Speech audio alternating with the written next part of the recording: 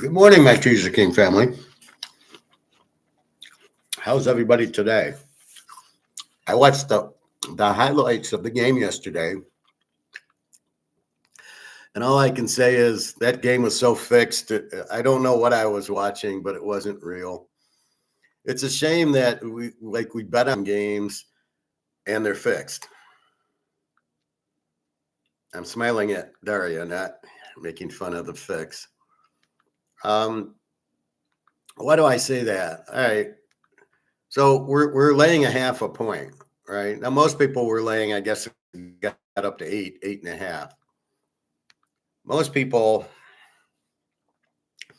they're probably, laying 1-2.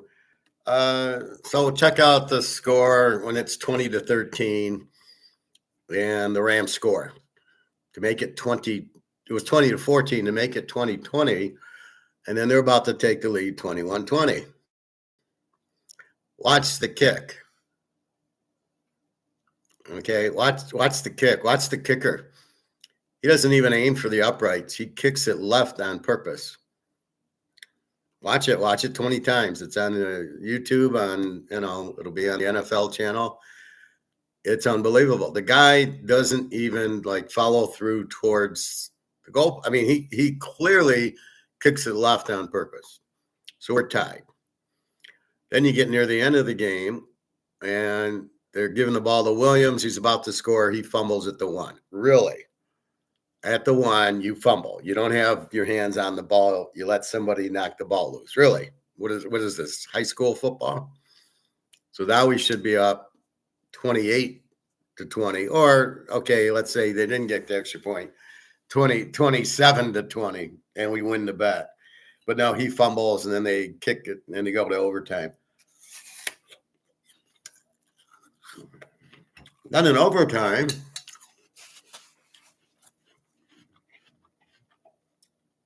instead of kicking the field goal to tie the game up, it's 4th and 1 at the 10. You run into the 5 guys on the line. Stafford does an audible, and this is the best play you have. I'm beginning to wonder if Sean McVay has his head up his ass too. I always thought he was a pretty good coach, but now I'm beginning to think he's just like the Green Bay guy and the San Francisco guy. They all have their heads up their ass. What kind of stupid play is that on 4th and 1? You need the field goal to tie. Okay, what's wrong with the tie? Don't know. Well, you're going to run a fucking play up the middle into 5 guys. Why didn't Stafford audible out of it into maybe, throw a pass to Pukanuka, who caught 100 passes yesterday? They couldn't cover him.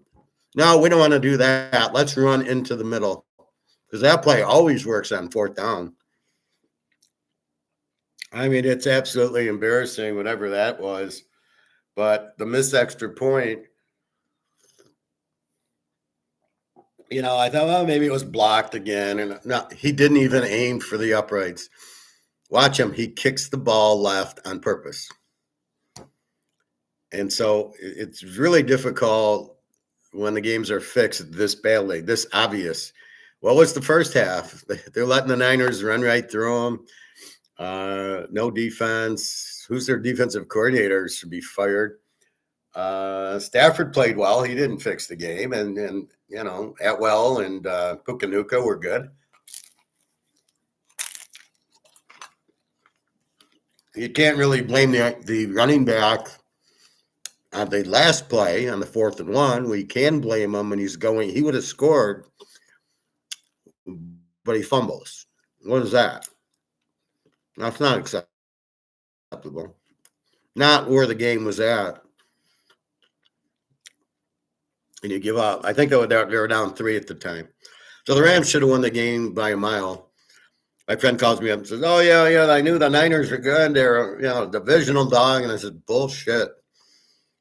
The Niners was never the play in that game even with Brock Purdy, but with Mac Jones. You're telling me you want to bet Mac Jones?"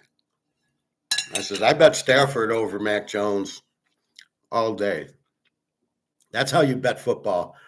You don't bet on third string quarterbacks. Mac Jones when you got Stafford.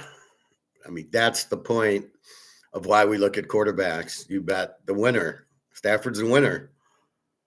Unbelievable. So game was totally fixed. You'll never get your money back, but we made the right bet.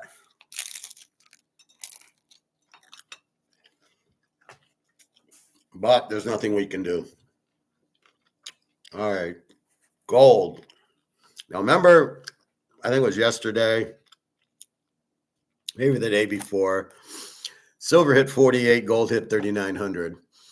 And then at 10 o'clock, they both dropped. And silver went down to 46.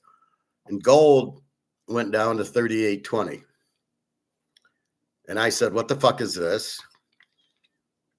It's because people wanted to buy. And you said, what do you mean people wanted to buy? Why did it go down? Because people wanted to buy. Silver, 48.28. Gold, right back to just about 3,900. And it's 11:40, so I'm sure we'll be in the 3,900s. 48.28. I love when these banks like, I think gold will hit 3,900. It's at 38.85. What a handicapper they are. Yeah. Oh, silver's at 4. I bet silver will hit 48.30. I'm handicapping. I mean, these guys are morons. So we've got silver over 48, on its way to 50, on its way to 5. I was even having trouble getting on. It was kind of slow and disconnecting. I'm hoping I'm on. Todd, TK, that was disgusting game. I do believe now games can be fixed. Lose my teaser, start over today. Well, how does the guy miss the extra point and not even aim for the goalpost? And then the other guy fumbles at the 1. So you got 8 ways to win. And what were they fucking around with the Niners in the first place with Mac Jones? Where was all day in blitz? They left him. They played a soft zone, and he's just hitting the guys underneath. What kind of defense is that? You got to fire your defensive coordinator if this is his strategy. Titus, you retracted. Good morning to you. Oh, good morning. Good morning, Titus. What did you retract? The fact the game was fixed? Well, if you did play it in your big teaser, you can just replay the teaser, I guess. There's times we make the right bet, and there's times it loses, and all you can do is make the right bet. We made the right bet, but that's why gold and silver is much easier. Anyway, Luke, good to see you. So when are we going to Capitol Grill? At 4,000? So that'll be next week. We'll be going to Capitol Grill. 38.87 and silver 48.27 now. They're just going to keep running, and nobody seems to understand. It blows my mind. I listened to other guys. Mark McGuire's show was terrible today. I don't know what he was talking about. Some guy asked the question. He never fucking answered it. He answered it in Chinese. What the hell is he saying? He goes to these charts and graphs, and it's you lose me. I can't understand what he's talking about. And then he wrenches and wash cycles, and very bad show today. I stayed away from that fixed game. Good for you, Titus. Did you know it was fixed? Then you should have bet the Niners. Luke, wait until silver breaks 49.50. Gonna shoot. Well, we can go to Capitol Grill at 49.50. That'll be tomorrow? Or no, that'll be next week. Notice, though, even when it pulled back from 48 to 46, within a day or two, it's 48.25. So you got to really use psychology here. When they drop the price, it's because they want to buy it, not because there's no demand. So you sit there and you think, oh, gold's going down, silver's going down. I better get out of it. It's coming like a stock. A stock, they're not doing it. A stock drops. The president did drugs or went to Madoff Island or whatever. And so when you see the stock drop, you get out. But when you see gold drop, it's just the reverse. It's a buy opportunity. So people want to buy. They call up Madoff, JP Morgan, and say, hey, Jamie Dimon, sell it. I want to buy. And it dips like it did from 48.90 to 48. And now it's back to 48.86. So somebody came in and bought as much as they could at 48.20. And silver, somebody came in at 46 and bought a shit out of it, probably Trump, because they need to cover all these derivatives. So don't forget that. Next week could be all-time high. Now you keep messing with paper all-time highs, Luke. You got to get off of that. We want physical all-time high, and we don't know what that is because we haven't seen a physical price yet. And this price of 48.25 is not a physical price; it's a paper price. So we were talking to Cadillac, who was a broker. He says. And he's trying to explain how, no, we put it at the real gold price. He's a broker and he doesn't understand anything. It's a paper price. It's not a physical. We do the physical price of gold and silver are. They're somewhere up here, and the COMEX price is somewhere here. How the fuck can the COMEX price be the real physical price? But as long as we understand that, it's just buyer's paradise. It's as much as you can eat, you buy, and you buy, and you buy, and you just hold and kick back. You have no risk in the portfolio. It's not going down. It's a beautiful sight. Luke, real price of silver should be 500. I argue 1,000. Excuse me. Because every country's in the same situation. This is the point that I differentiate is the frenzy of every country in the world. Their dollars are all worthless. They're all fiat worthless dollars. Britain, France, Germany, the US, Canada, China, Russia. So everybody is going to have to go into gold and silver. And that frenzy, as we saw in Titanic, is going to get, I need it. I don't care what the price is. And in silver, it'll be okay because you can afford $100 or $200 or $500. Gold will be a little different to go to hit 10,000. Do you have 10,000? But you probably have the normal guy has enough money to buy 20 ounces of silver. And that's where I see it going to at least 1,000 is the frenzy of the realization that their money's worthless. So keep that in mind. So it's 1,000 if it's anything. It could be 2,000 when the dust settles. It'll just be this, and it won't be on COMEX. You'll just go and buy it from Shanghai, from Dubai, from Russia, St. Petersburg. You're just going to buy it. That's what's going to happen. And you base everything on supply and demand, very little supply of silver and huge demand. So understand that it's demand is why we're in it is because the demand's huge. And why is the demand huge? Because the dollars are worthless. And that's it. That's the bottom line. As Stone Cold would say, it's huge demand, which makes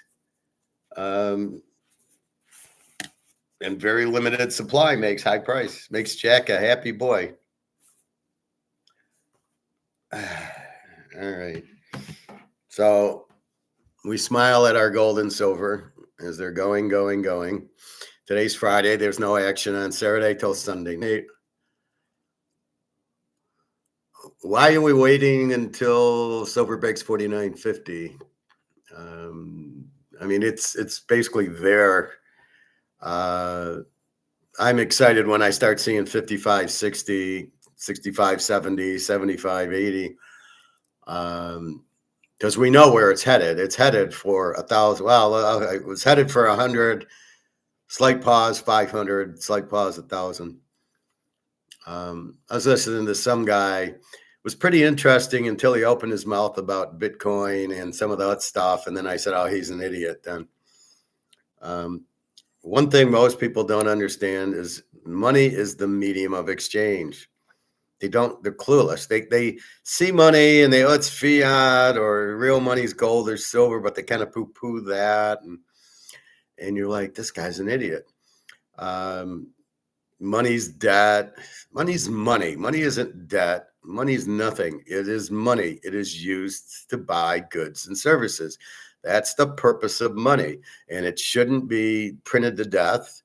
And it's got to be what everybody wants. It's very simple. And yet nobody seems to understand it but us. So I don't know. Maybe I'll play that video. But this guy, I watched this first one and it was pretty good. And then I watched the second one and he starts bringing in Bitcoin and I go, he's a Bitcoin guy. Because he really wasn't favorable for gold. He really had no idea. All right, let's go to some college football. There was a game yesterday, which I was winning.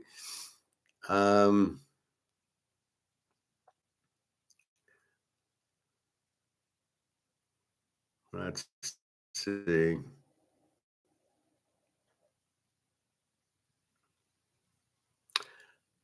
I didn't play this game yesterday, but I liked it. I think I told you. Sam Houston was playing New Mexico State, and I said, take New Mexico State. Sam Houston's a Z team and a road favorite. And Z teams cannot be road favorites to non-Z teams. And New Mexico State won 37-10. And this is what pisses me off is I had the game perfectly and I didn't bet it because I didn't want to bet on New Mexico State, but it was clearly a bet against Sam Houston and it clearly won 37-10. Going to be one of those weeks, I see. All right, let's look at today. 3 games, 4 games, 5 games today. Jesus Christ, you need 5 Friday games? This is about Vegas and the bookies trying to get 5 games to bet on. If they're on Saturday, you probably never bet any of these games. But because it's Friday, I'll bet on the game because it's on Friday. It's something to bet. It's bullshit. Western Kentucky, Delaware 2.5, 61.5. They're both over teams. I like the dog, Western Kentucky. Delaware is a good, or go with the over if you like the points. Delaware, they're okay. Western Kentucky has a good quarterback. So it could go either way there. Charlotte, South Florida. South Florida's up to 28, 54.5. Charlotte is a W team with a 29 defense. South Florida, we know they beat Boise. They beat Florida. They got killed by Miami. So we'll see what they're made out of. So they should pound them pretty good. New Mexico, San Jose State. San Jose State, 2.5, 58.5. And again, I like the dog, New Mexico, in this one. San Jose State's kind of a weak favorite. New Mexico, I like the coach. He played well at Michigan. Colorado State, San Diego State. San Diego State, 6.5, 41.5. San Diego State's a good defensive team, and Colorado State's an under with a 23. The total on the game, it's up to 41.5. The Sharps are betting an under game over. That's enough to signify a fixed game. Nobody in their right mind would bet this game over, right? It's Colorado State doesn't score, and neither does San Diego State. They're a B team with a 9 defense. You're going over 41. Yeah. You must know something that nobody else knows. In our last game, West Virginia, BYU, we've got BYU 19.5, 46.5. BYU with the strong defense, rookie quarterback. West Virginia, I don't know. They got killed by Utah. They got killed by Kansas. Rich Rod wants to run his little running quarterback bullshit, and I don't think they're going to score here. I think BYU shuts them out, and we'll see what they do. But definitely it's a BYU play here.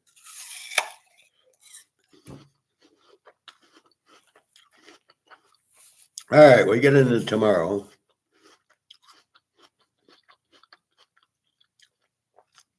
We start with the Air Force at the Navy. Navy 12.5, 51.5. Air Force is terrible this year.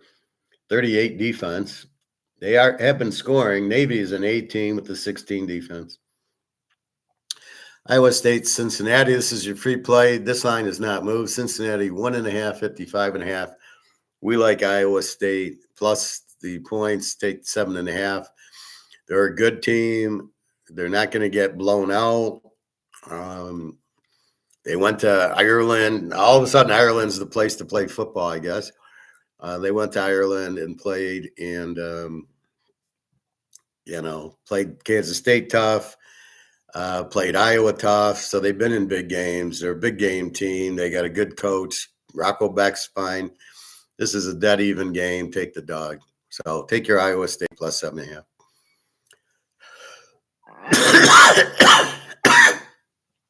K-State and Baylor. Baylor 6 and 60.5. Baylor's an over team, 29 defense. K-State even with 25 defense. We love Baylor's quarterback. Kentucky, Georgia. How does Georgia play after the loss? They're laying 20, 48 to Kentucky. Kentucky with the 26 defense, which is unusual. Usually it's a good defense. So Georgia's going to be pissed. Can they cover the 20? I think they're really going to cover the 20. Georgia doesn't lose often, especially at home. If the game was at Kentucky, maybe, but the game's in Georgia. Look for Georgia. Ohio, Ball State. Ohio, 14.5, 51.5. Ohio is I can't read my writing. Are you a B or an over? I think they're an over. They got a 27 defense. Ball State, the Z team with the 33 defense. So go Ohio, beat Navy. Illinois, Purdue. Illinois 9.5, 55.5. Illinois an over team and Purdue an over team. And Illinois just played an over game with USC, and Purdue played really an over team with SC and an over game with Notre Dame. They have a quarterback. He's okay. He's a little raw. The coach is okay. The defense, Illinois should win the game. Coming off of this USC win, they won't be flat because they just got killed by Indiana. So you can get flat once, but you're not going to be flat now. So this should be a good game. BC, Pitt 6.5, 56.5. I don't know. Both teams can score, but very confusing. The worst team in college, Clemson, goes against the second worst team in college, North Carolina. Clemson 14, 46.5. How can Clemson beat anybody by 14? North Carolina, Bill Belichick's girlfriend running the game, coaching, calling the offense. It's like when he had Matt Patricia call the offense. That worked well.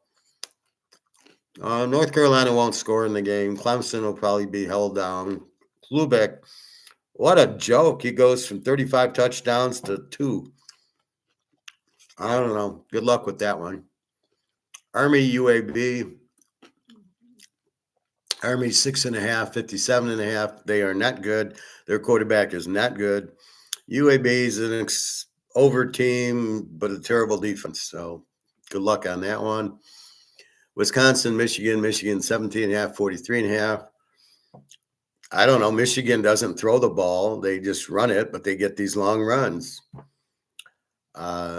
So you might think going under, but then Michigan, they'll break 4 long runs and go over.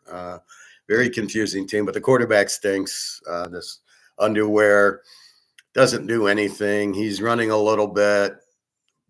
He reminds me of Jackson Arnold from Oklahoma, who's on Auburn. He just can't throw, and he runs a little bit. Mostly he's like J.J. McCarthy. He's mostly handing the ball off, and they're just running. That's Michigan's offense lately.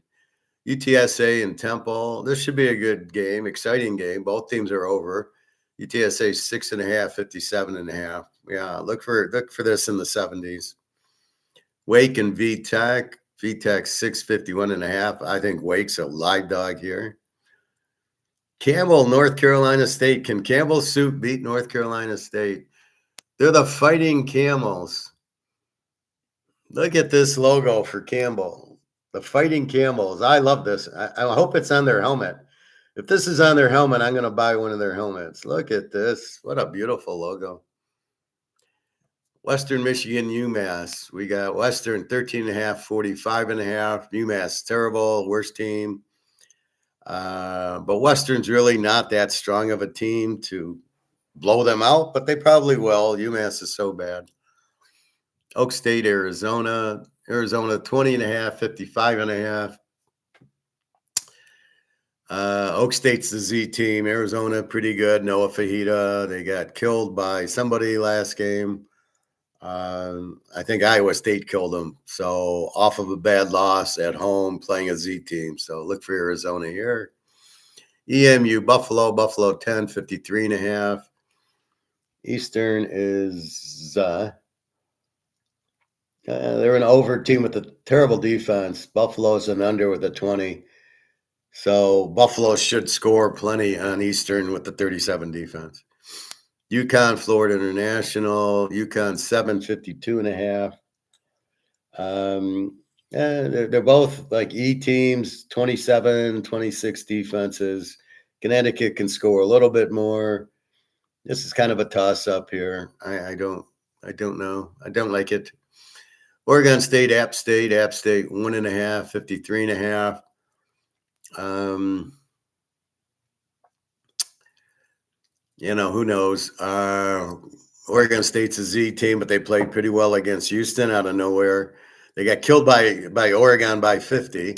App State is an E team with the 27 defense. So maybe they're a home dog, but again, Oregon State has to go from Oregon all the way to North Carolina. Boise, Notre Dame, an exciting game here. Notre Dame 21, 62.5. I think there'll be points in the game. Notre Dame's playing 80-point games with everybody. A&M, and then Purdue. So every game's a high scoring. Last week was Arkansas, 55-13. Look for Boise, they'll score. They got a good offense, and Notre Dame will put up their 50, and we need 56.5. So very doable. Virginia, Louisville. Louisville is 6.5, 16.5. I don't really understand this line. I think it should be 2 or 3. My line was Louisville by 3, only because they're at home. Virginia just beat Florida State. I don't know why they're not a live dog here. I don't think they'll be flat. I know it's an exciting game, the Friday night game. You beat Florida State, but Virginia's got such a good quarterback. I just don't see him falling apart. So look for Virginia as a live dog. Syracuse, SMU 17.5, 57. Syracuse's quarterback's out with an Achilles. Go SMU. Vandy and Alabama. Alabama 10.5, 55.5. Why is Alabama 10.5 point favorites? Can anybody answer that? Are they 10.5 points better than Vanderbilt?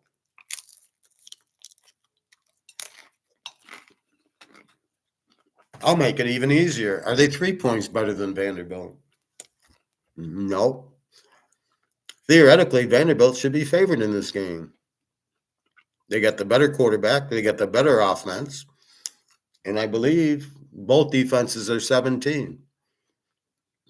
This game is a 3-point game. You got Vanderbilt and 16.5. Go buy some silver with it, fellas. Texas, Florida. Texas, 5.5, 42.5. If there's 20 points scored in the game, it'll be a big game. Texas, no offense. Arch Manning's terrible. Would you rather have Arch Manning or Daggio Pavia? It's not even a discussion, right? Florida, Langway's terrible. He threw another interception against LSU. Good defenses on Texas and Florida. You got an 8 and a 16. So this again, they won't get 20 points in the game. James Madison, Georgia State. James Madison 20, 52.5. James Madison, a team, a 15 defense, and Georgia State's a Z team with the 48 defense. Central Michigan, Akron. Central Michigan 7 and 46.5. I don't know. Akron's a W team. Central, I mean, they at least played Michigan. They lost by 70, but they at least were on the field with good competition. Akron's terrible. Miami, Northern Illinois. Miami, 4.5, 38.5 at Northern Illinois, which is very confusing. I got Northern Illinois -3. Miami is an under team with a 26 defense, so they don't really score that much. Northern Illinois doesn't score with the 20. I think it's either an under or Northern Illinois, a live dog, and a live home dog to this team. See, I always look at it, if a team can't score, they're not gonna win by 20, right? So that's the dog is much more appealing. Lou Monroe and Northwestern. Lou Monroe, the worst team. They lost to Alabama 70-0. Northwestern 11.5, 41.5. It's hard to play Northwestern. They're so bad, but I think even Northwestern can cover 11.5 here. Washington, Maryland. Now this is a juicy game. What does Washington do? They got beat by Ohio State. Play calling like the Rams yesterday.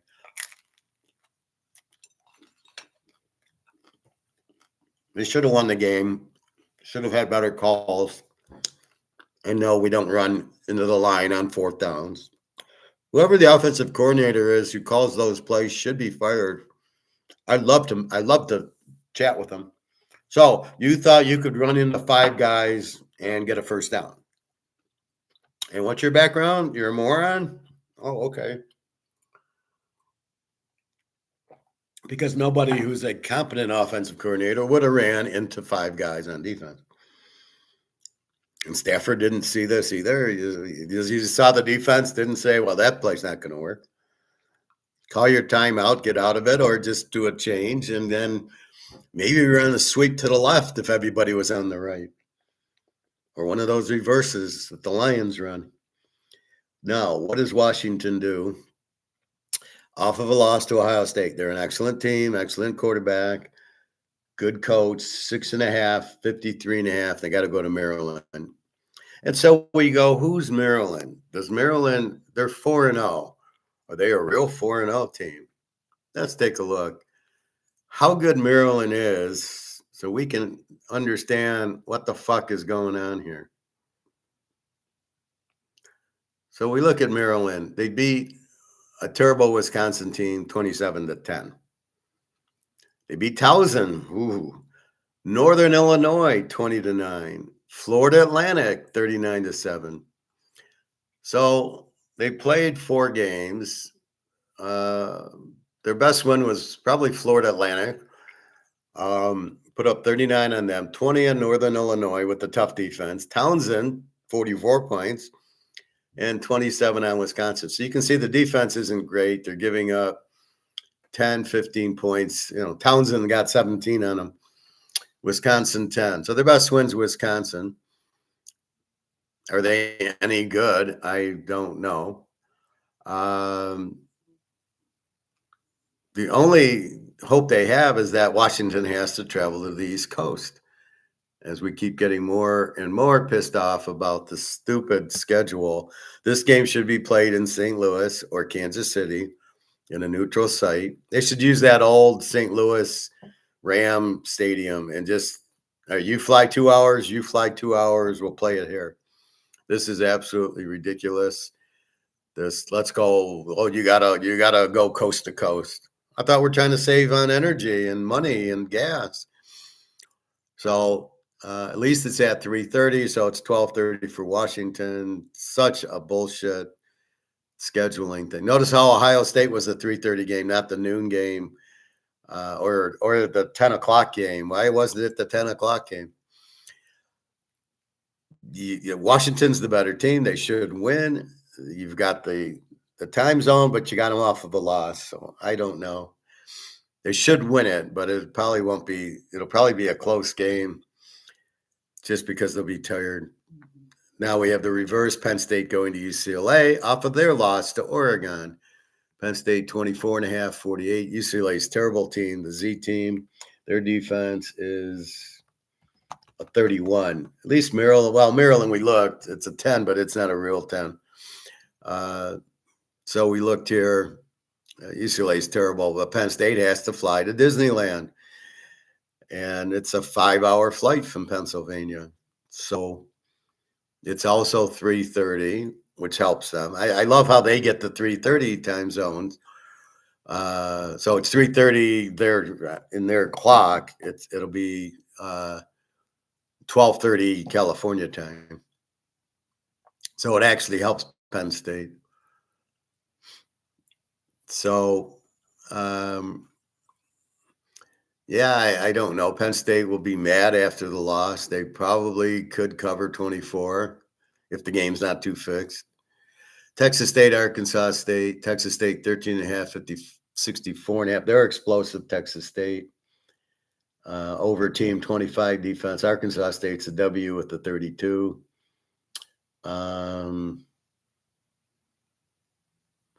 Yeah, I think Texas State should run away with it. Kent State, Oklahoma, quarterback's out with broken hands. They got the backup quarterback in, and they're laying 45.5. Kent State is the Z team with the 44 defense. I don't know if Oklahoma can get 45 points. We'll see how their backup is. Michigan State, Nebraska, 11.5, 49.5. I like Michigan State here. They went and played USC well, and USC is much better than Nebraska. There's no travel. There's no time zone issues. They show they can score. Nebraska shows they're not very good. So, yeah, I think Michigan State 17.5 is probably live. Coastal Carolina 2-2. Old Dominion 20.5, 54.5.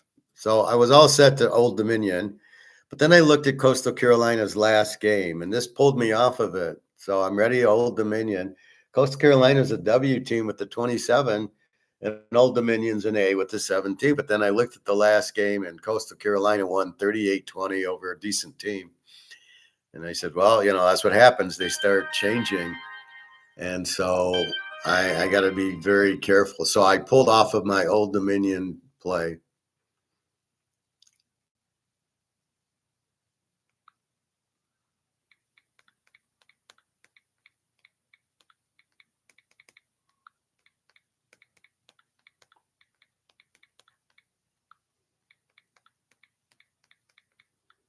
This second.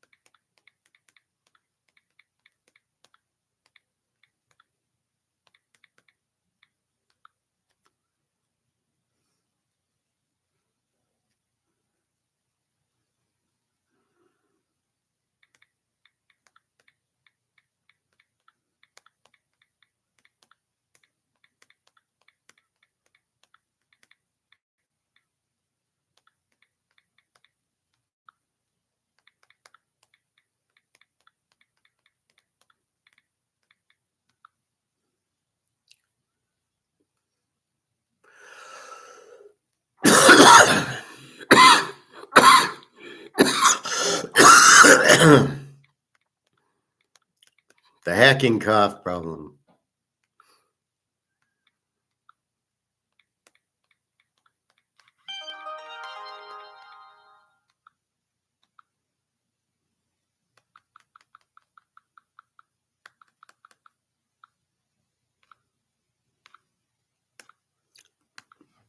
All right. Just had to talk to Daria.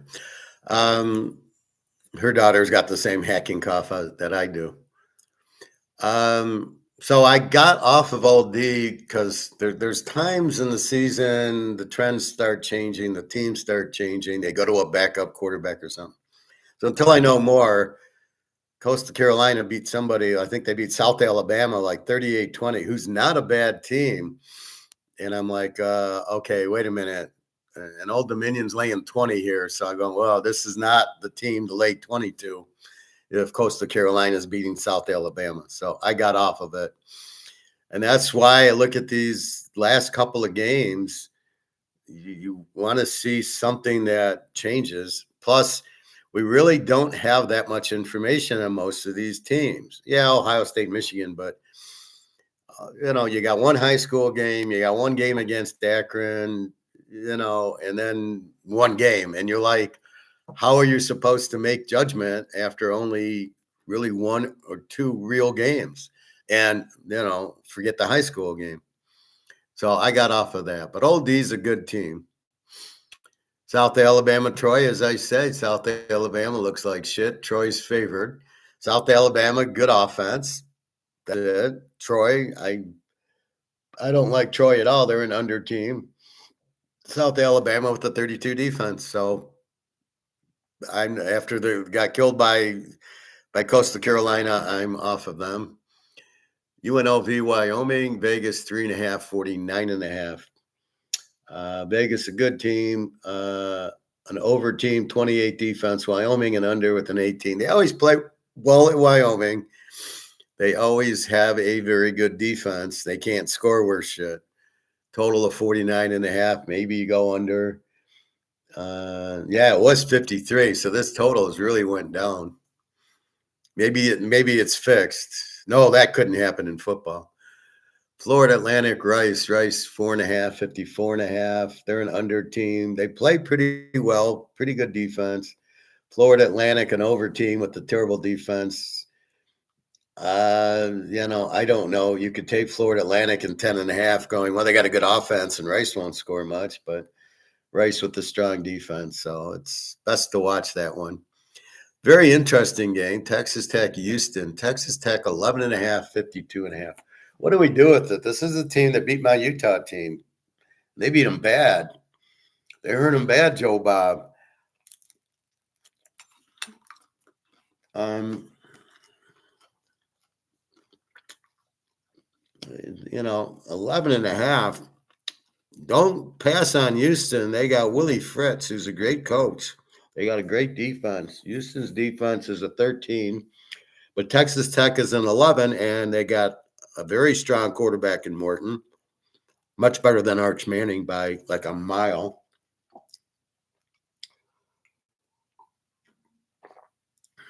I love when these journalists, Arch Manning, he's the first pick in the draft. He's the Heisman Trophy winner. Did you see the quarterback at Baylor, Texas Tech, TCU? Really? You think Manning's better than those guys? Even my guy at Utah, guy's out of his fucking mind. I would never listen to what these reporters say again. This will be a good game. Houston's not going to lay down. Houston will play with them. I think Texas Tech pulls it out. I think the 17.5 is a good play. Hard to go under with Texas Tech. They're so explosive, but I think this is an under 50, 56. I would more likely play it under than over. 2 A teams with two very strong defenses tend to go under because the defense kind of controls the game. Look for Houston to try to run to keep Texas Tech on the bench. That's how you get these under games with two kind of explosive teams, although Houston's not as explosive. They'll start running to keep the ball away. So Houston's going to run and play defense to keep the ball away from Morton. So therefore, I think it's an under. All right. Kansas, 4.5, 54.5. Again, they're fucking 4.5. They were 4.5 last week and lost. Both are B teams. Kansas, 20 defense, UCF 15, total of 55. I like it over. If Kansas is going to put up 450 yards passing and throw for 5 touchdowns and not play defense, I'm going to go over. UCF is not much. I'm still trying to figure them out. We'll know more today. This is the problem. Instead of betting the game, you're still trying to. They lost to Cincinnati. Like, we didn't even know who Cincinnati was. They played Nebraska. In 4 games, they played one team. And UCF plays nobody. And, this is this terrible week schedule. And it's hard because these players transfer, right? I got a guy from Notre Dame, and he transferred in, and guy from Miami came, and a guy from Michigan came, and we traded with the guy from Alabama. And next thing you know, you don't know what team you have. You need to watch games, but we're going to play a high school team first, and then we're going to play a Ivy League. We're going to play Yale, and then we're going to play, South Alabama. Let me know when you play Kansas or Utah or something, and then I can actually judge what kind of fucking team you are. So here we are, week 6, and you've got 5 weeks of maybe 2 games that are meaningful. how are you supposed to understand the team? So this is kind of the tough part of the schedule. You want to bet. We've been betting, but so you got to be careful. Colorado TCU, we don't have to be careful. TCU 13.5, 57.5. We know who Colorado is. They don't have Prime Junior, and they don't have whoever that guy was that won the Heisman. TCU, great quarterback, and what's his name? Hoover. And 21 defense, a B team. Look for points here. I would look for points more than take TCU -7. TCU is going to whoop on them.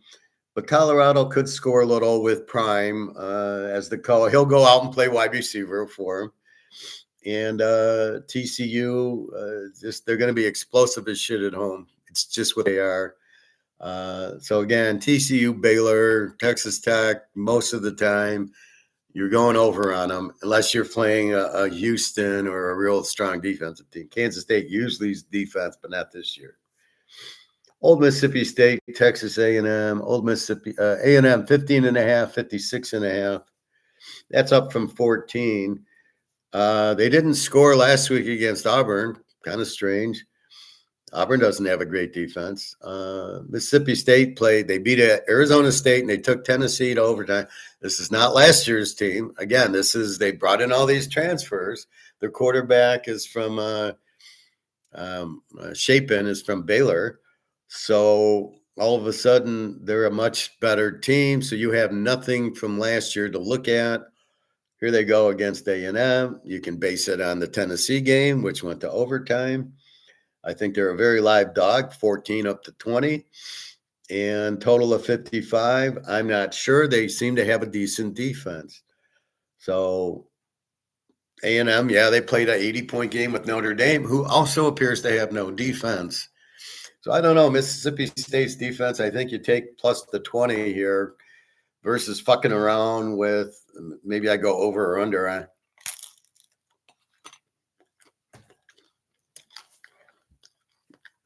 All right, our bitch game, Minnesota, Ohio State. We've got Ohio State 23.5, 43.5. Minnesota, a B team with a 16 defense, freshman quarterback, good defense. Ohio State, the A team with the 6 defense. Showed you why last week against Washington inside the 5 twice and got field goals.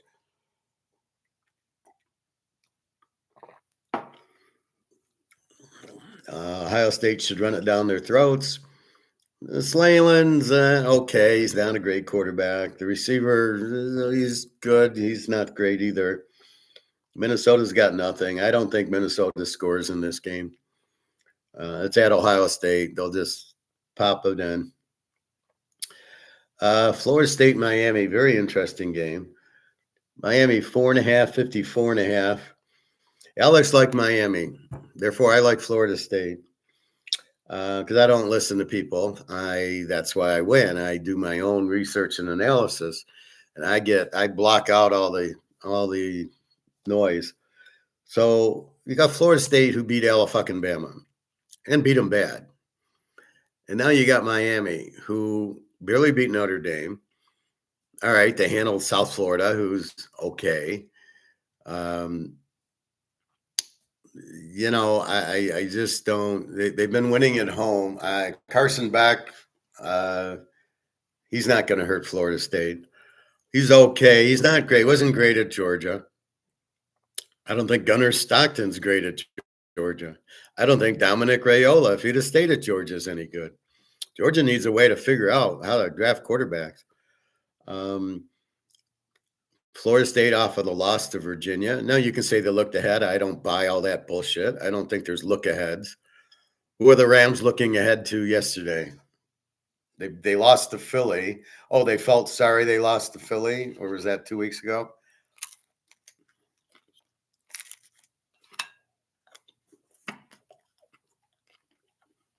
That's right. The Rams beat Indy last week. So I don't buy this look ahead. Maybe in the first 5 minutes you're looking ahead, but once the game's on the line, you're trying to win the game. except for the kicker who's not trying to win the game. If the kicker's still on the team next week, there's a problem in LA.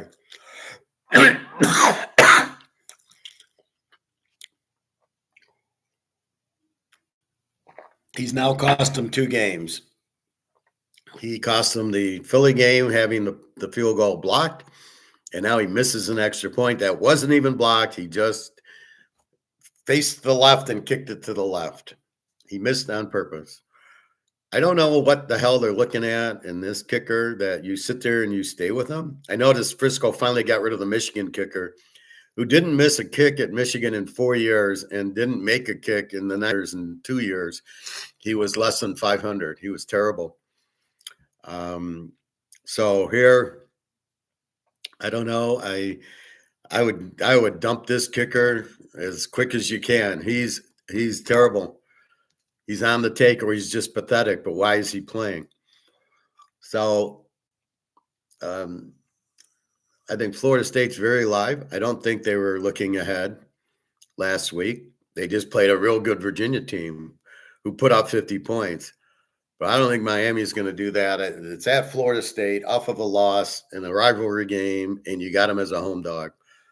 It's like Mahomes. You got Mahomes as a home dog. You don't even look at anything else. You go, I'm taking Mahomes as a home dog. So here, taking Florida State as a home dog, rivalry game, off a loss. Triple check. Okay, enough said. Tulsa, Memphis, 20.5, 54.5. The Tulsa, Memphis is a team with the 18 defense. Tulsa's an under with the 22. I don't really like to fuck with over teams against teams with good defenses. That's how you lose against the good defense. Fresno State, 13.5, 45.5 over Nevada at Fresno State. Nevada, a W team. They're pretty bad this year, 27 defense. Fresno State a B with a 20. The quarterback stinks, Kurt Warner Jr., but they've been running the ball. They got 2 good running backs, so they basically are running it down your throat. I don't know. And then Duke Cal again. Duke, North Carolina, traveling to California. Good luck. Duke 2.5, 54.5. And by the way, it's at 11 o'clock, which means they'll be playing till 2 a.m. Duke time. Good luck, Duke. Duke is somehow favored by 3, 54.5. So you got to like Cal being at home at midnight. Huge advantage there. Now I have 2 locks and I have many plays in there. And your free play is Iowa State. So I do share my thoughts. But you don't know what my locks are, and you don't know. You have an idea on some of my picks.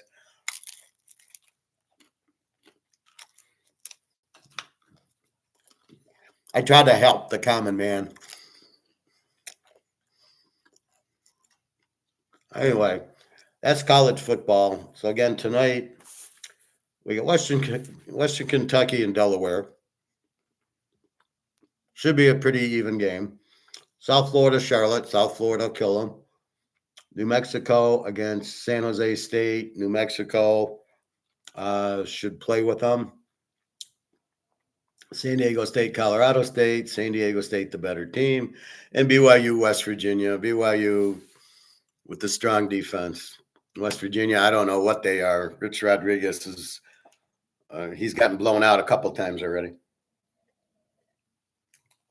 It just seems like he just wants to run the ball. So if you ever run defense, which BYU does, they're not going to do shit. All right. Let's take a quick look at the pros.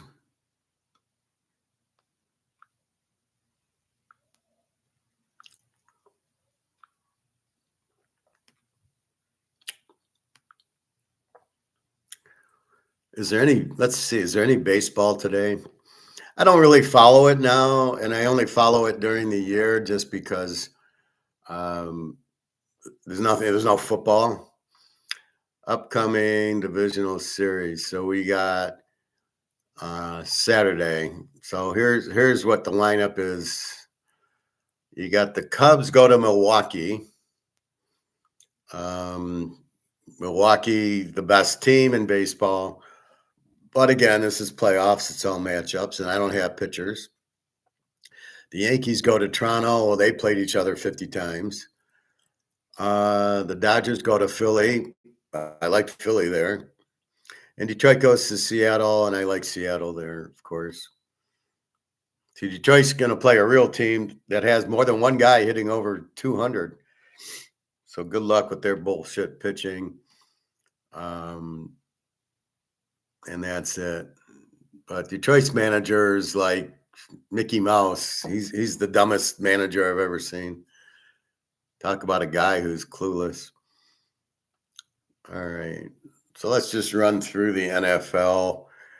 So now that we got Thursday night out of the way, we got Sunday morning from London, which, wow, what a genius idea to make money. Why even go there? Why don't you just say the game's in London? Nobody will know anyway. We're worried about the health of our players. No, we're not. We're going to fly them to London, a 7-hour flight. And they got to get the jet lag out of them, and they got to get the time change out of them. So, oh yeah, it should be good for their health. What a joke. The dumbest fucking league I've ever seen. Oh, that was another thing the kicker did for LA. He didn't kick off properly, so that they got the ball at the 40-yard line or whatever. Who's bothering me? I get these strange texts from, I don't even know who these people are. Oh.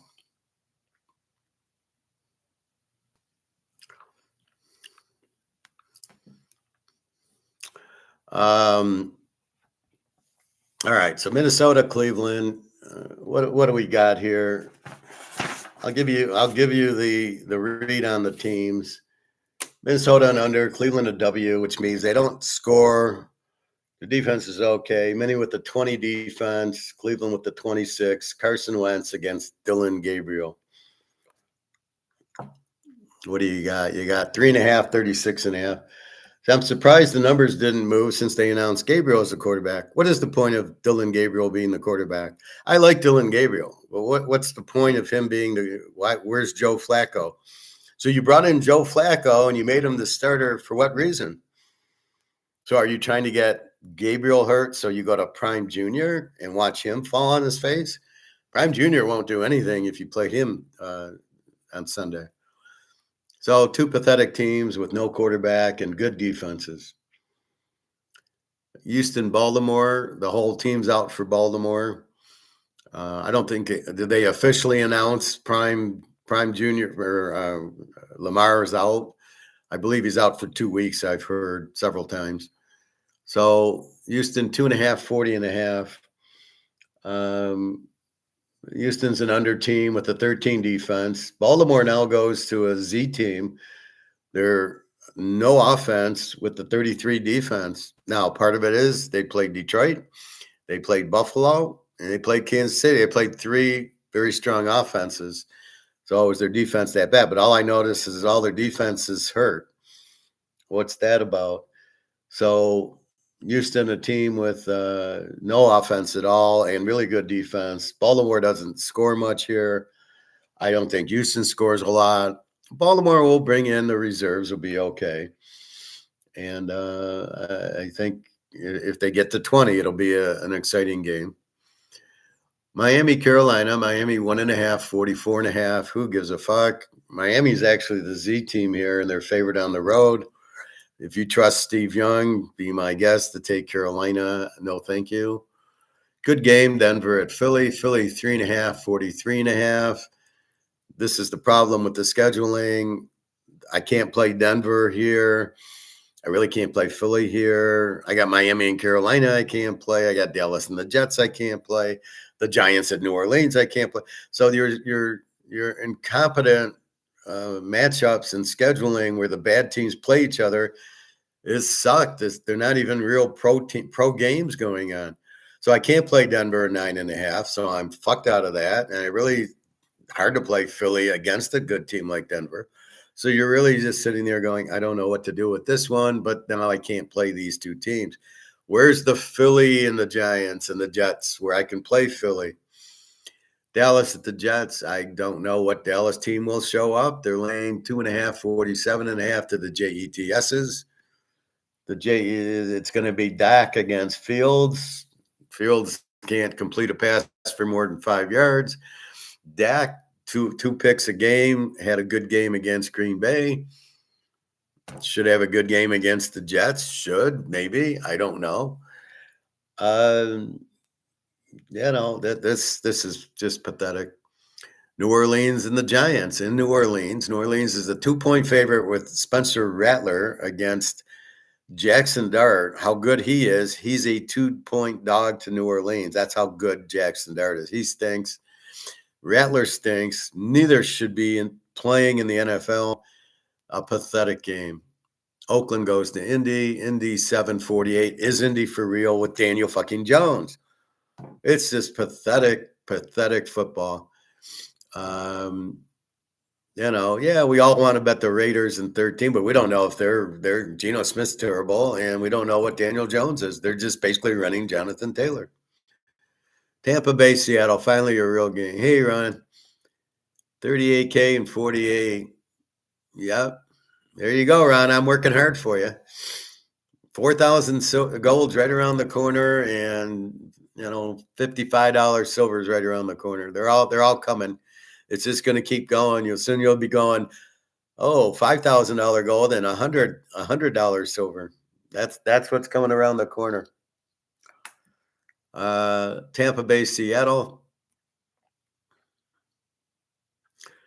Titus.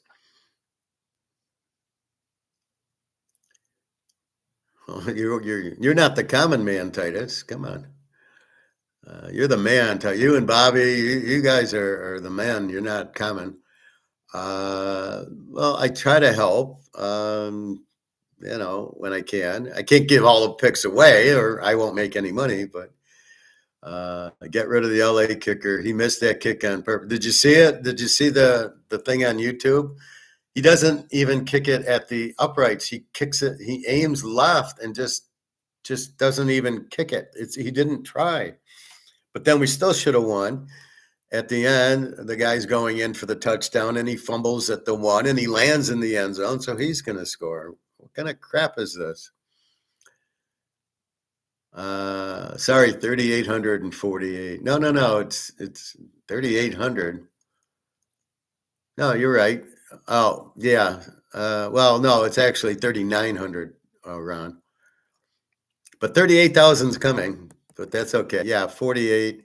But gold's like 38.90 right now. So gold's 3,900. Yeah. Tampa, Seattle. So Seattle 3.5, 44. Finally, a game we can bet. It's slim and none. It's very few. Tampa 14-0 as a road dog. Enough said. Tennessee, Arizona. Tennessee, another with a brilliant quarterback in Cam Ward who sucks. He's playing like he did at Washington State, as I told you. Arizona, Kyler Murray's nothing. Their offense is nothing. Arizona, 7.5, 42.5. Washington goes to San Diego. Daniels, I believe, is playing. San Diego, 347. And again, with Daniels, it's a whole different team. San Diego, they got to get their heads out of their asses for fixing the game against the Giants last week. Detroit, 10, 49.5 to Cincinnati. Detroit's the one team that doesn't usually fix games except for the playoff games where they fixed the San Francisco game and the Washington game last year. It's funny how they fixed the playoff games, but not the regular season. They'll dominate. I mean, you've got no Joe Burrow. Browning's terrible. They're going to come after him. They're going to run it down their throat. The thing about the Lions is they have that strong running game, but then they kind of Golf can only play action pass, so then he starts play actioning passing on you, and you end up you get fooled, you get sucked in to stop the run, and then they start passing, and they just keep coming at you, and they pound you. So we'll take advantage. What the fuck? I've been with you from before this show started. 6 years. Well, this show started, well, the economics has been about 5, 6 years. The I've been on here for 15, the YouTube for football. But no, I'm happy you're part of the family, Ron. Because we can talk that you can't talk this way in most places. We can bring up gold and silver, and everybody's with us, and everybody understands it. And we can talk football and all this. I'm in the gym, and I bring up gold to somebody. He looks at me like I'm an alien. Like, why would I get out of my stocks? My 401k is this. Oh, I would never buy gold. So you can't even have conversations with people out in public at the gym or something, but we can have them here. And this is our little men's room here, or whatever. What do you call the bat caves? Our own man caves here. New England Buffalo 849.5. Buffalo, this is the game, fine. They're playing a weak team. They should crush them. And Kansas City 3.5, 45 to Jacksonville. Is Jacksonville really this good? I'm not buying Trevor Lawrence is this good. They are running it. KC will be ready defensively. And the way Mahomes is going, there's no way they're going to lose the game. But even if they do, we have 2.5. You do not blow out Mahomes. So I don't see Jacksonville beating them by 10 if they win it all, which I don't see. So again, 26-23, the Rams. So that's really it. There's a lot of junk. I've got to replace my loser yesterday. I had the Rams with somebody, and I got to now play them with somebody else. But that's what you do with teasers. If you miss the first game and you like the second game, which of course you do because you wouldn't have put them in the teaser in the first place, you then take part 2 and you find another part 1 for them. And for me, it's very easy. I always have 10 games I like.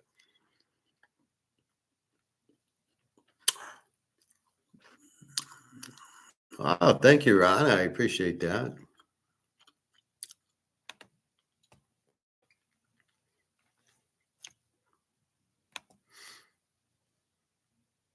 I don't think I knew how to do it, but thank you.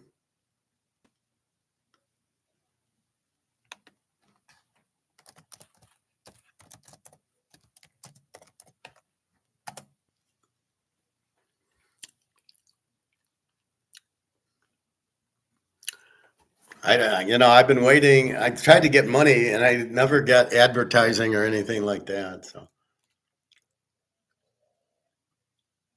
anyway, much thank you very much, Ron.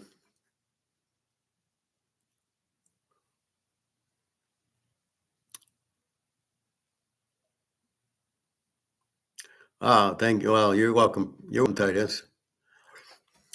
Anyway, it's the same goal. I'm trying to feed you my knowledge. You can make money and then go buy gold and silver with it. Now, everybody seems to have this, oh, you can't buy gold, or gold's this, or these people are called idiots who don't really get it. So let me see.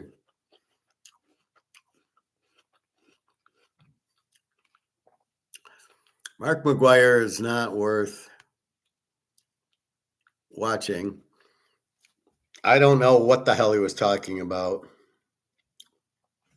All he keeps saying is that they're now price. They're not price makers; they're price takers. Meaning they need the silver. The silver's been made a certain metal, which then creates that.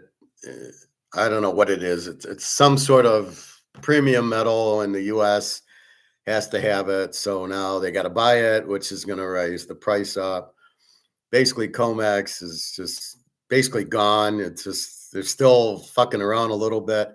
I still think it's because they need money. But I really don't have anything to show you. It's such a bad show. I'll watch it. Maybe I can find something for tomorrow.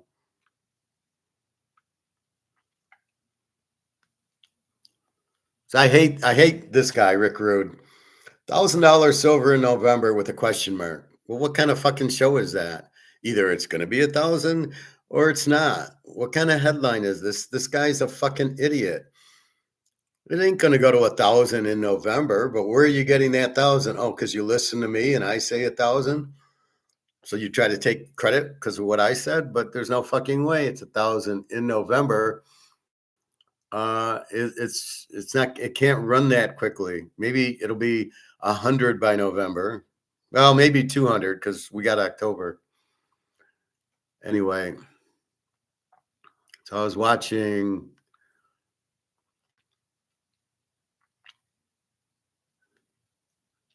So I was watching her to try to get rid of my cold.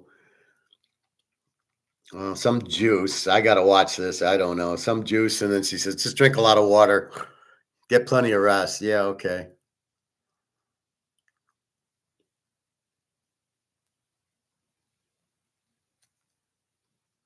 Let's take a little in quick. Venezuela, let's say, 25 years ago. If they bought gold then, the dollar was about par with the Venezuelan bolivar. Now, of course, currency is destroyed, country is destroyed. And if they bought just a little fraction of an ounce of gold in those days, I mean, it would have saved them later. And the same today. People don't need to buy kilos or tons of silver or gold. They can just buy a small ounce. And this is going to accelerate. Currencies have gone down by 99% in real terms, in gold terms, since 71. It's just 1% to go. But that 1% is 100% from now. That we are going to experience in the next few years, in my view. Do this to raise your credit score fast? Well, I think it's at 100%, basically.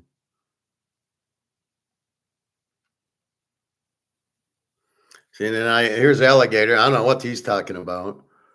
In Venezuela, let's say.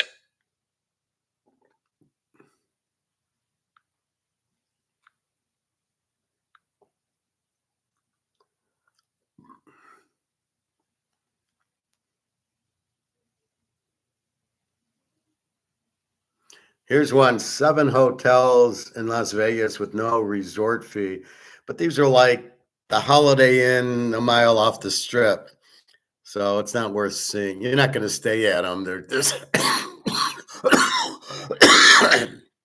they're just stupid hotels, but they're they're trying to say that. All right, let's play this one. This is The Forgotten Laws of Money. This guy's pretty good, but I went to another one of his, and then he becomes a Bitcoin guy. So let's just look. Every empire thinks it's invented a new kind of money, and every empire eventually learns it hasn't, because money follows rules. Deep, stubborn laws that don't care about politics, promises, or optimism. These laws aren't written in constitutions or taught in schools. They've been discovered, forgotten, and rediscovered across centuries of crises. And if you don't know them, you'll always wonder why the system feels rigged against you. Today, we'll uncover the forgotten laws of money, from debased coins in ancient Rome to the digital tricks of central banks today. And you'll see why the game was never fair in the first place. Let's start with the most basic and brutal rule, Gresham's Law. In the 1500s, Sir Thomas Gresham explained it to Queen Elizabeth I. Bad money drives out good. The principle is simple. If 2 kinds of currency circulate at the same time, one trusted, one debased, people will spend the bad money and hoard the good. Take Rome, for example. So that's like what we're doing. We hoard the gold and the silver, and we spend our monopoly money. So as I'm saying, we're spending this. We would never spend our gold and silver. I don't know why it's a Gresham law. It's just fucking logic.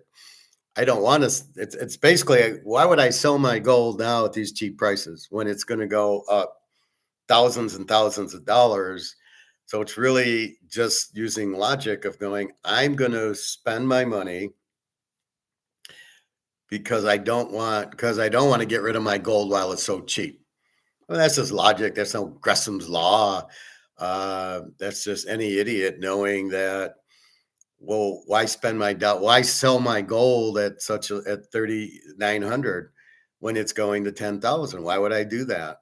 And I don't want to get back on the Titanic into money. What would be the point of doing that? I don't want to get into money. So of course I'm going to get rid of this and buy gold. But I don't know what kind of law that is. That's just pure logic. When the silver denarius was gradually diluted with base metals, citizens weren't fools. They paid their taxes and debts with the new junk coins and hid away the older, purer silver. The same pattern appeared in medieval Europe when kings clipped coins or replaced gold with copper. The lesson? If rulers try to cheat by debasing money, people adapt. They spend the fake and hoard the real. And once that cycle begins, trust in money unravels. But there's a second law, almost like the evil twin of the first, Thiers' law. This ball represents the cashback card that charges annual fees. Get out of here, annual fees.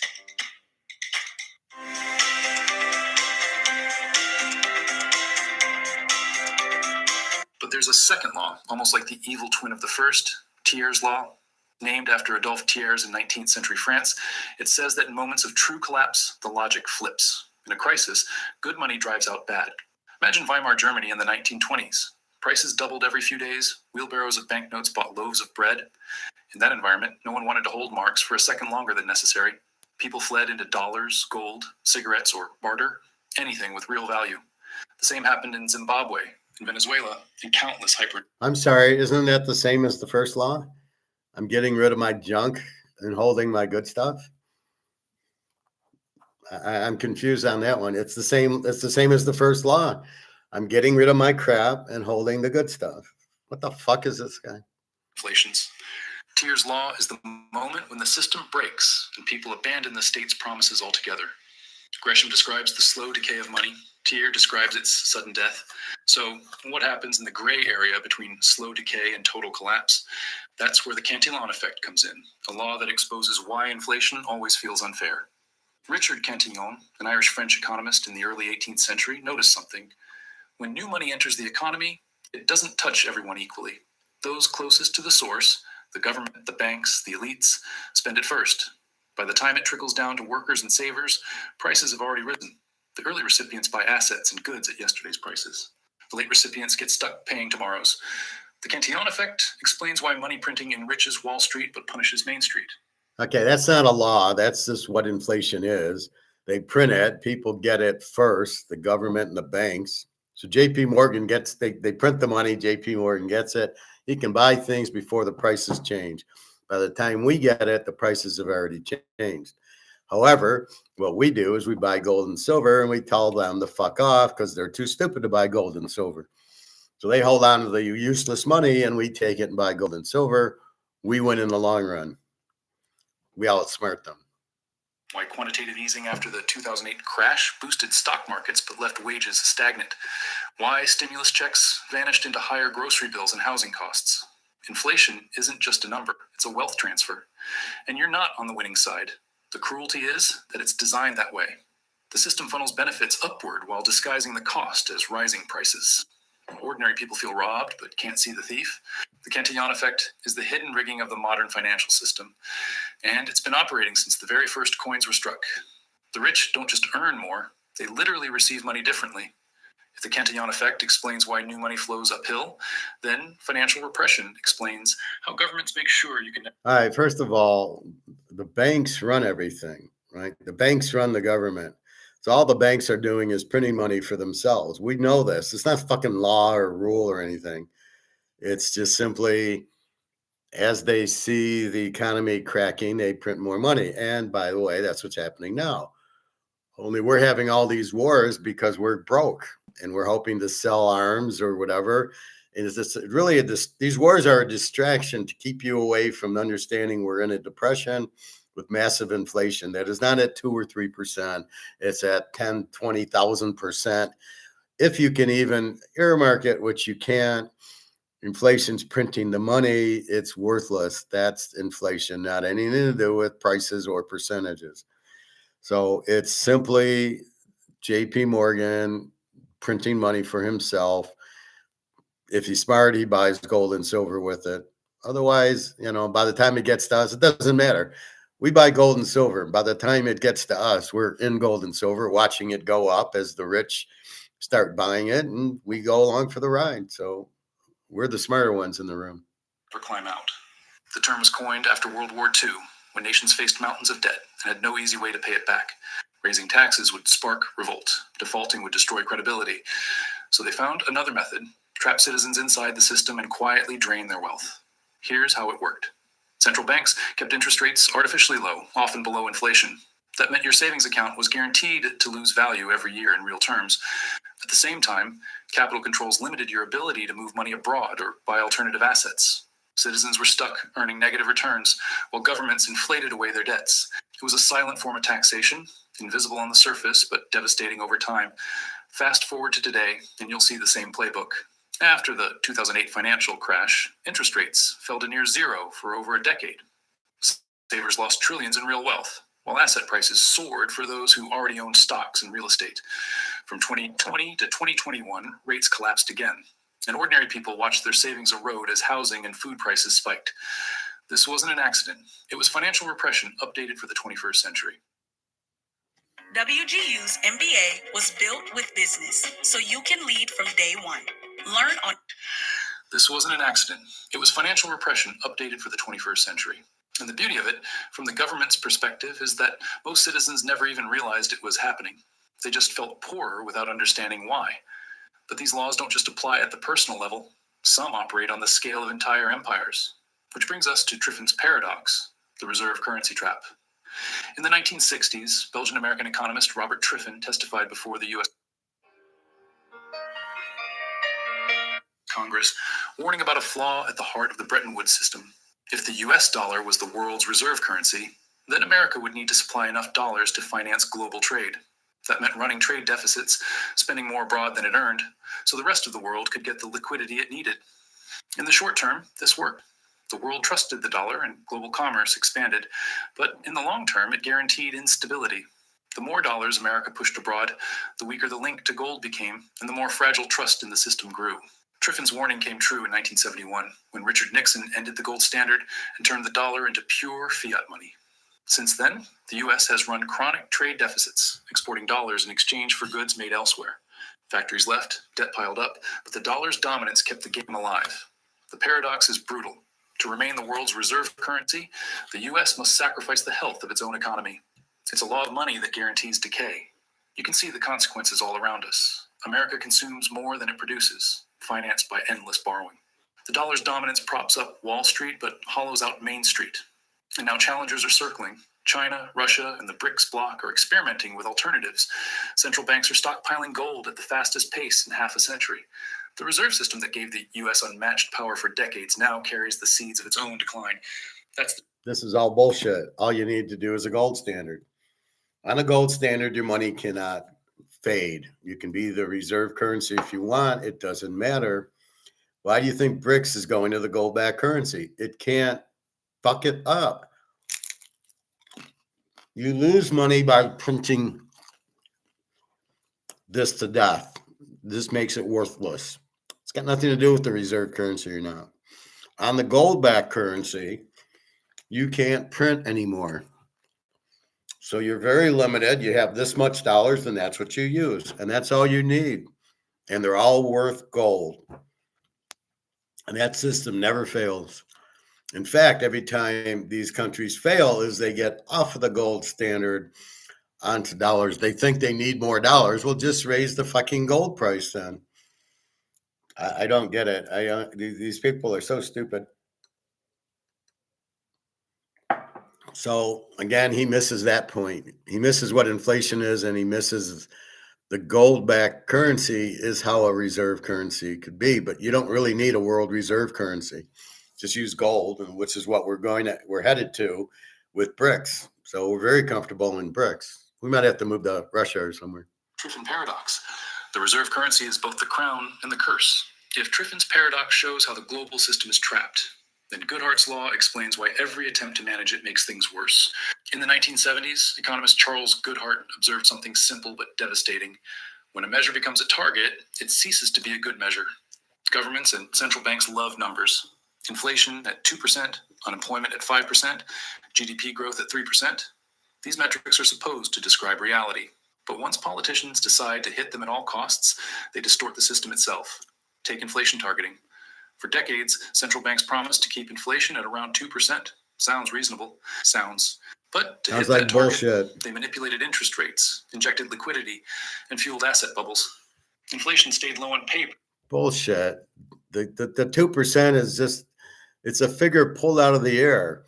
There's no liquidity, interest rate, none of that shit. Oh, if a price goes up too high, we won't include it in there. It's all fucking manipulated. It's not a real thing. It's all made up bullshit. What is wrong with this guy doing this show? You're welcome, Titus. Ron, TK, can you explain the whole tax lien thing? Sending your gold and silver to a tax lien company. I've never heard that. What? Tell me more about it. What do you mean tax lien? Paying tax on gold and silver? You don't pay tax on it. Gold and silver is not taxed. There's no interest income. You buy it at 1,000, it's now 3,900. There's no tax.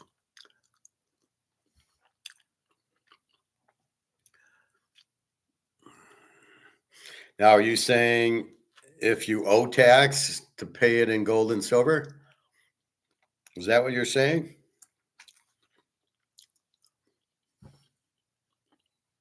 Huh. I've never heard this. I know when you go to sell it, you might get 1099, not at my guy's store. But you don't sit there. Well, let's see. Let's say